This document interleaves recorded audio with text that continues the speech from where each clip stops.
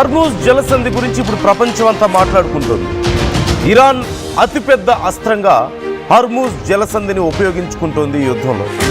అయితే ఇప్పుడు హర్మూజ్ జలసంధితో పాటుగా హర్మూజ్ జలసంధి పక్కనే ఉన్నటువంటి అదే ప్రాంతంలో ఉన్నటువంటి ఒక ప్రాంతం గురించి, ఒక ఐలాండ్ గురించి ఇప్పుడు ఇంకా పెద్ద చర్చ జరుగుతోంది.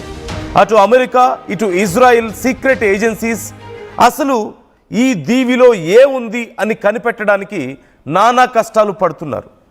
రకరకాల పుకార్లు, అక్కడే ఏవో శక్తివంతమైన ఆయుధాలని ఇరాన్ తయారు చేస్తుందని, లేకపోతే వాళ్ళ ఇంటెలిజెన్స్ వ్యవస్థ అంతా అక్కడి నుంచే పనిచేస్తుందని, లేదంటే ఇప్పటికే తయారు చేసినటువంటి కొన్ని న్యూక్లియర్ వెపన్స్ని అక్కడ దాచిపెట్టారని, ఇంకేవో రకరకాలైనటువంటి ఊహాగానాలు, పుకార్లు ఇక్కడ వస్తున్నాయి.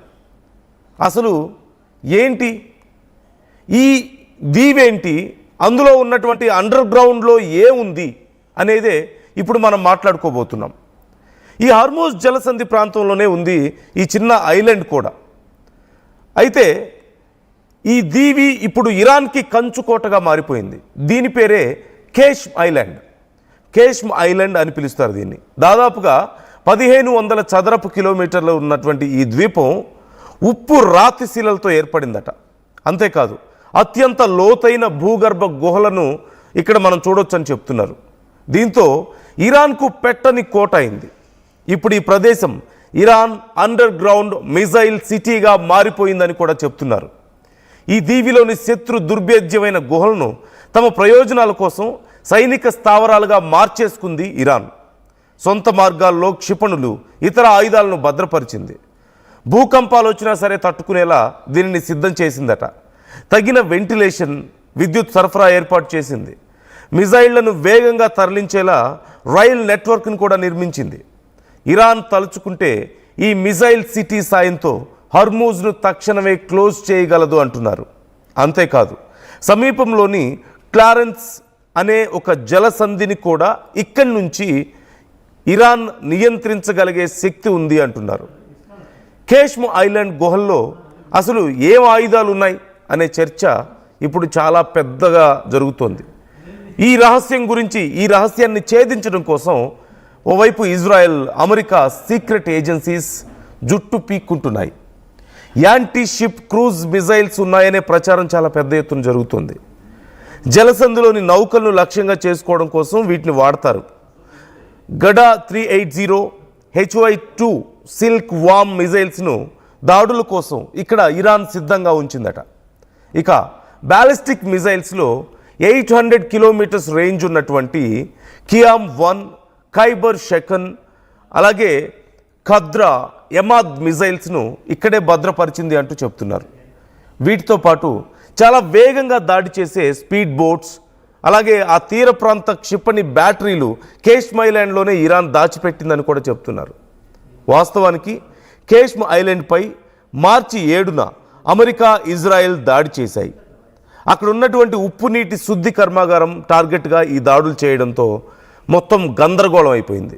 దీంతో వెంటనే బహ్రెయిన్లో ఉన్నటువంటి యుఎస్ బేస్ క్యాంపుపై ఇరాన్ దాడికి పాల్పడింది. కేష్మ్ ఐలాండ్ యొక్క ఇంపార్టెన్స్ని ఈ ఇన్సిడెంట్ తెలియజేస్తుంది అని మరికొంతమంది అంటున్నారు. కేష్మ్ ఐలాండ్ ప్రకృతి అందాలకు కూడా పెట్టింది పేరు అంటున్నారు. ఇక్కడి నమక్దాన్ ఉప్పు గుహ ప్రపంచంలోనే అతి పొడవైనదట. దాదాపుగా 6 కిలోమీటర్ల పొడవు ఉంది. దీనికి తోడు గాలి, నీటి కోతతో ఏర్పడినటువంటి ఒక ప్రత్యేక శిలలతో ఈ వ్యాలీ ఆఫ్ స్టార్స్ ఏర్పడింది అని చెప్తున్నారు. దీన్ని వ్యాలీ ఆఫ్ స్టార్స్గా కూడా పిలుస్తారట. అంత అద్భుతంగా ఉంటుందట. ఇక్కడి హరా అని పిలువబడే మడ అడవి చాలా అరుదైన పక్షులకు వేదికైంది. ఇక్కడి సహజ సిద్ధమైనటువంటి బావులు 2000 ఏళ్ల నాటి అంటూ కూడా చెప్తున్నారు. దీనికి యునెస్కో గుర్తింపు కూడా ఉంది అంటూ తెలుస్తోంది. ఇది నీటి నిల్వలకు చాలా ప్రసిద్ధి చెందినటువంటి ప్రాంతం. 1301 నుంచి నేటి వరకు చూసుకుంటే హర్మూజ్ పోర్చుగీస్, బ్రిటిష్, ఇండియా, రజా షా పహ్లావి పాలకుల తర్వాత ఇప్పుడు ఇరాన్ చేతికి వెళ్ళింది ఈ కేష్మ్ ఐలాండ్. అమెరికా ముందు ఇరాన్ మోకరిల్లాలంటే ఆ దేశ చమురు గుండెకాయ కర్గు ద్వీపంతో పాటుగా ఈ కేష్మ్ ఐలాండ్ను కూడా లేకుండా చేయడం అగ్రరాజ్యానికి చాలా ముఖ్యం అంటూ చెప్తున్నారు. కర్గును స్వాధీనం చేసుకొని కేష్మ్ ఇరాన్ చేతిలో ఉంటే హర్మూజ్పై పట్టు సాధించడం కష్టమే. అయితే కేష్మ్ ఐలాండ్ రహస్య స్థావరాల వివరాలు అమెరికా ముందే సేకరించిందా అనే ప్రశ్న వచ్చినప్పుడు కొంతవరకు సమాచారం అమెరికా దగ్గర ఉంది. ఈ ఐలాండ్ ఇంపార్టెన్స్ అమెరికాకు తెలుసు, అందుకే ఇక్కడ ఆల్రెడీ టార్గెట్ చేసింది. కానీ ఇరాన్ గల్ఫ్ దేశాల మీద దాడులతో కొంత అమెరికాను డైవర్ట్ చేయగలిగింది. ఎస్, ఇప్పుడు తాజాగా జరిగినటువంటి దాడి చూస్తే ఇప్పటి వరకు మనం మాట్లాడుకున్న ఈ టాపిక్ యొక్క ఇంపార్టెన్స్ కూడా అర్థమవుతుంది. హర్మూజ్ సమీపంలోని భూగర్భ మిజైళ్ల స్థావరాల మీద అడ్వాన్స్డ్ 5K పెనట్రేటర్లతో విరుచుకుపడింది. కేష్మ్ ఐలాండ్కు కూతవేటు దూరంలోనే ఈ దాడులు జరిగినట్లుగా కూడా తెలుస్తుంది. అయితే దీనికంటే ముందు కర్గ్ ఐలాండ్లోని IRGC స్థావరాలను అమెరికా తుడిచిపెట్టిన విషయం మనందరికీ తెలిసిందే.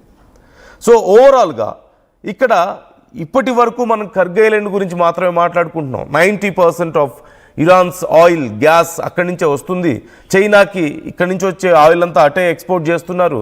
చైనాకి ఆల్మోస్ట్ మోర్ దాన్ 10% ఇంపోర్ట్స్ ఇక్కడి నుంచే ఉన్నాయి. సో చాలా ఇంపార్టెంట్ అని చెప్పేసి మనం మాట్లాడుకున్నాం.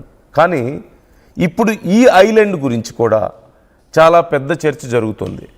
ఈ ఐలాండ్లో అసలు ఇరాన్ ఏమి దాచింది? అఫ్కోర్స్ చాలా అందమైన ప్రాంతం, చాలా చారిత్రక ప్రాముఖ్యత ఉంది. యునెస్కో కూడా దీన్ని గుర్తించింది. కానీ దీనన్నిటికంటే కూడా ఇరాన్ యొక్క స్ట్రాటజిక్ వార్ఫేర్లో ఈ కేష్మ్ ఐలాండ్ చాలా ముఖ్య పాత్ర పోషిస్తుందంటూ తెలుస్తుంది.